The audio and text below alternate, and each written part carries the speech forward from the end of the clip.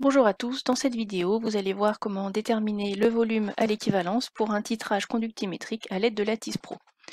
Donc une fois que vous avez rentré vos valeurs de conductivité et de volume de solution titrante, ici nous VA pour le volume d'acide chlorhydrique versé, et que vous avez tracé le graphe donc, de la conductivité en fonction du volume de solution titrante, vous obtenez ce type de graphique. Qu'est-ce qu'on observe? On observe qu'il y a deux zones dans ce graphique,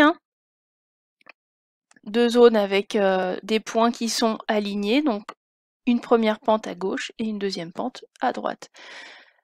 La première zone de points ici, c'est avant l'équivalence, et la deuxième zone à droite, c'est après l'équivalence.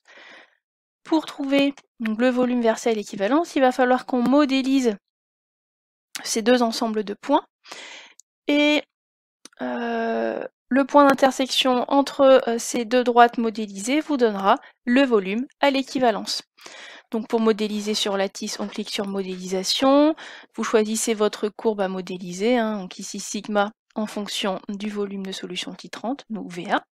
On va choisir un modèle, on voit bien que ces deux zones dans le graphique sont des droites, donc on va choisir une fonction affine, puisque ces droites ne passent pas par 0. Et on va choisir la zone à modéliser, puisqu'on va devoir modéliser en deux parties. Donc ici, avec les doubles flèches rouges, on clique à partir du premier point qu'on veut sélectionner.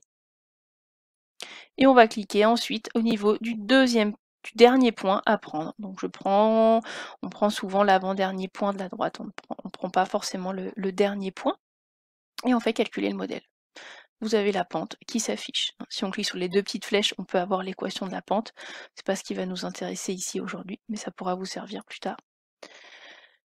Ensuite, on veut modéliser l'autre partie du graphique, donc ce qui se passe après l'équivalence. Donc on va juste simplement cliquer sur Nouveau modèle. OK. Et on va déplacer donc l'intervalle que l'on va modéliser.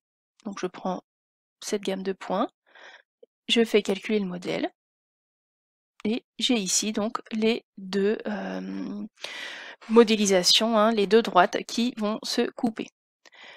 On peut trouver très facilement donc, le volume à l'équivalence en déterminant ici la valeur du volume au point où les deux droites se croisent. Donc on peut fermer la modélisation. On va donc utiliser le réticule, donc clic droit, réticule, et on va lire ici sur l'axe des ordonnées, au point de croisement, le volume versé à l'équivalence. Ensuite, vous pouvez sortir du réticule en refaisant clic droit et terminer.